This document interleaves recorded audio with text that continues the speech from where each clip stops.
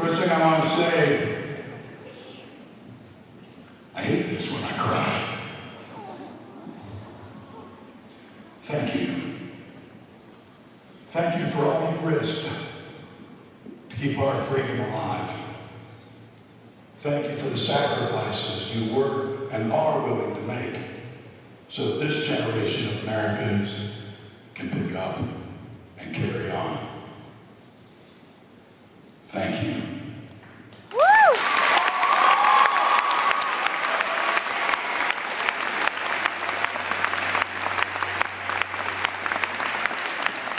Now, y'all probably know that I do a TV show for BYU TV called American Ride. It's on Monday night, 7:30. That means it's not only family friendly, but home eating appropriate. And now we got my shameless plug out of the way. And what you just watched was a piece of an episode that dealt with the American Civil War. Now, where I come from, we don't call it a civil war. Civil war means that two factions were fighting for control of one government. And where I come from, we didn't want nothing to do with the Yankee government. We politely refer to it as war between the states, or the war against northern aggression. But when you walk on the field at Arlington, there's a special feeling there. There's a feeling of solemn remembrance that every American should hold in their heart always. You have to remember the American Revolution never ends. Okay, it didn't end in 1776 when we wrote the Declaration of Independence. It didn't end in 1782 when we finally signed a treaty with the British. It goes on.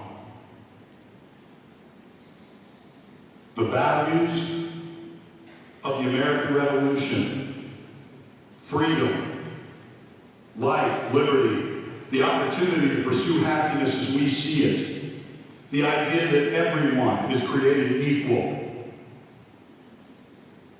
These values are passed on to every generation of Americans.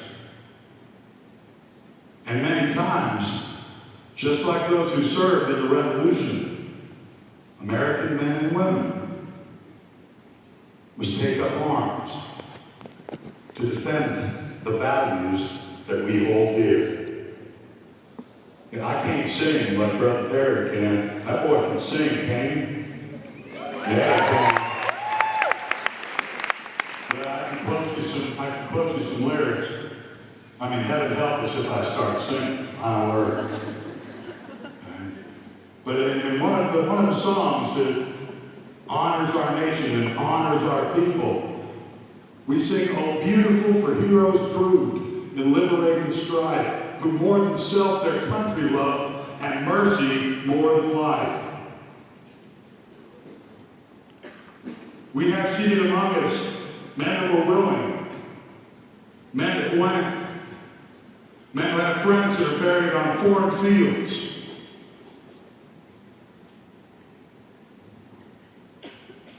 Men who are willing to give up everything to keep the dream of freedom alive. In World War I, y'all weren't around for that, but in World War I, American soldiers had to go overseas to fight against a governments that weren't allowing their people the freedom that as Americans we believe God gave to everyone. There was a Canadian officer that wrote a poem when his friend died. His name is Colonel John McCrae. The poem goes like this, and please forgive me if I get emotional. In Flanders field, poppies grow, between the crosses, row on row, that mark our place. And in the sky, the larks still bravely singing, fly scarce heard amidst the guns below. We are the dead. Short days ago, we lived, felt dawn, saw sunsets glow, loved and